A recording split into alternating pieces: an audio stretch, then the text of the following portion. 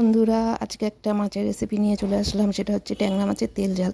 ট্যাংরা মাছগুলো ধুয়ে নিয়েছি, এবার নুন হলুদ আর কাঁচা তেল মাখিয়ে রেখে দিচ্ছি।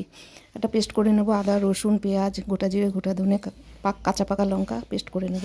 মাছগুলো আমি লাল লাল করে ভেজে নিচ্ছি।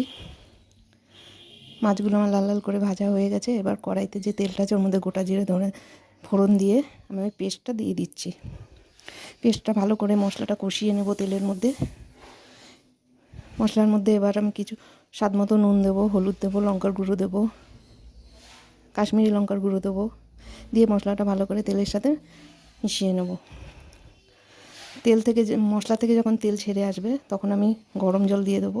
এবার জলটা ফুটে উঠলে ভাজা মাছগুলো দিয়ে দেবো। ভাজা মাছগুলো একটু ফুটে উঠলে তারপর ধনেপাতা কুচি আর গরম মশলা গুঁড়ো দিয়ে গা মাখা মাখা অবস্থায় ট্যাংরা মাছটা নামিয়ে নেব। আমার ট্যাংরা মাছের তেল ঝাল রেডি। Thank you.